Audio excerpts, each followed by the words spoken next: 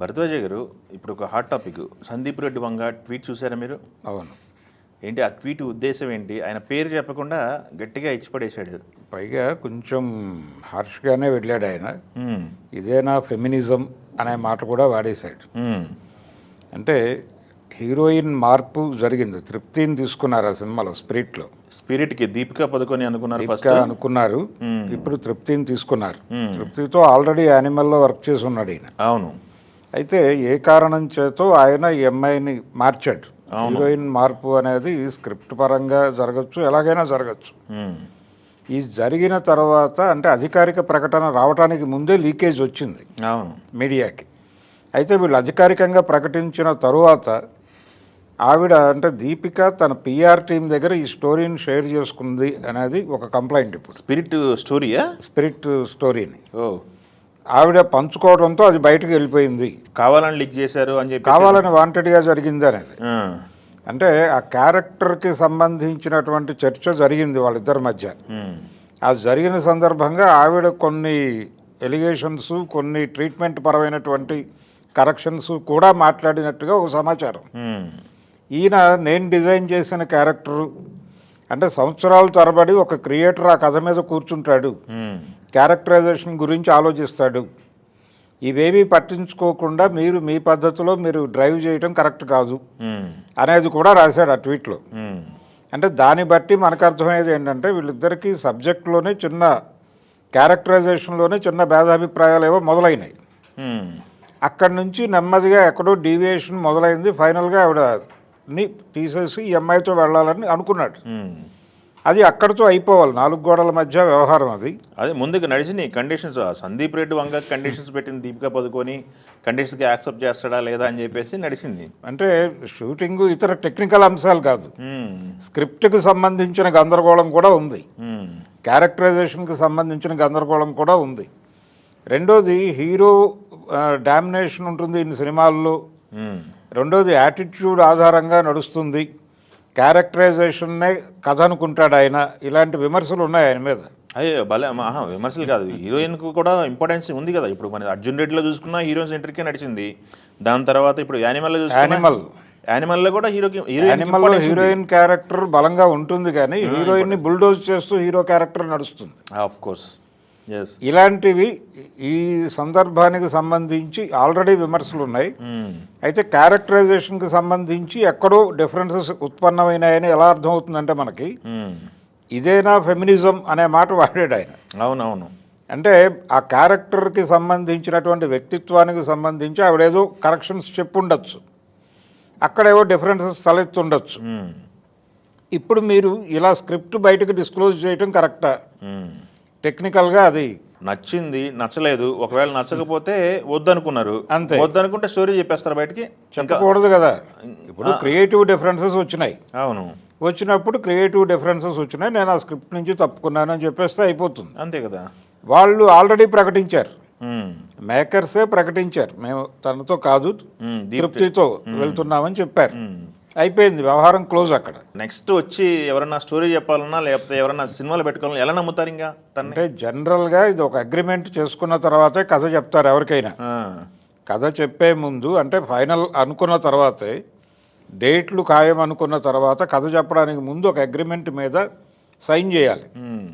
ఆ సైన్ చేసిన తర్వాత విన్న కథ ఇది. ఇప్పుడు దాన్ని వైలేట్ చేసినట్టుగా భావిస్తున్నాడు ఆయన. అది కూడా ప్రస్తావించాడు. మీరు అగ్రిమెంట్ను వైలేట్ చేసి ముందుకెళ్తున్నారు, మీకు అర్థమవుతోందా అని కూడా చెప్పాడు. అదే కాదు, జనరల్గా ఒక్కొక్క సందర్భంలో హాలీవుడ్లో ఏం జరుగుతుందంటే, ఒక సినిమా కంప్లీట్ అయిపోయిన తర్వాత డబుల్ పాజిటివ్ అనేవాళ్ళు పాత రోజుల్లో.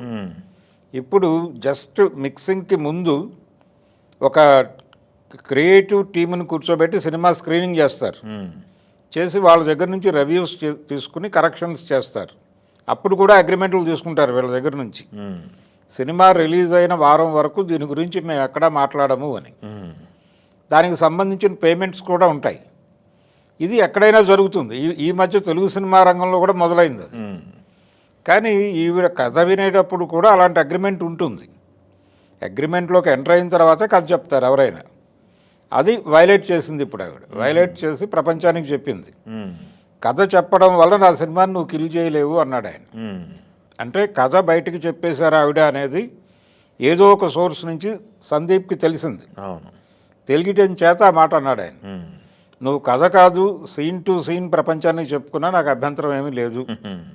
నేను చెప్పిన కథని తెర మీద ఎలా చూపిస్తానో అది చూడటానికి ఆడియన్స్ వస్తారు తప్ప అదే టేకింగ్ ఆయన ఎలా చెప్పాడు, నేను ఎలా చెప్పాను అనేది కదా. కథ చెప్పడం వల్ల సినిమా కిల్ అయిపోతుంది అనే భ్రమలో నేను లేను, ఆ భయంలో లేను, ఆందోళనలో లేను. కాబట్టి నేను సినిమా ఎలా తీస్తానో అది చూడటానికి జనం వస్తారు, ఆ కాన్ఫిడెన్స్ నాకుంది. కానీ మీరు మీ క్యారెక్టర్ని మీరే చంపేసుకున్నారు, ఒక రకంగా ఆత్మహత్య చేసుకున్నారు మీరు అన్న ధోరణిలో మాట్లాడాడు ఆయన. అది కూడా కొంచెం ఎక్కువ డోసులో మోతాదు పెంచి మాట్లాడాడు అనే మాట కూడా వినిపిస్తోంది. కానీ మరి ఏం చేస్తారు, స్టోరీ చెప్పేటువంటి బాగా హట్ అయ్యారు, మరి గాయపడ్డాడు ఆయన, బాగా గాయపడ్డాడు. అంటే కథ తెలియటం వలన ఇబ్బంది ఏం లేదు. ఇప్పుడు చాలా సినిమాలకి డైరెక్టర్లే కథ చెప్పేస్తున్నారు ముందు.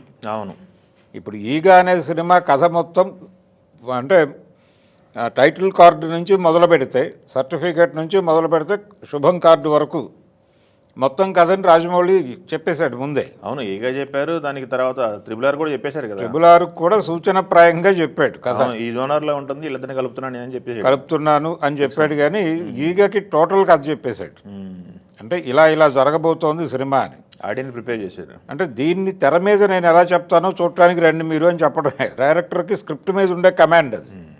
అదే ఇప్పుడు ఈయన మాట్లాడాడు.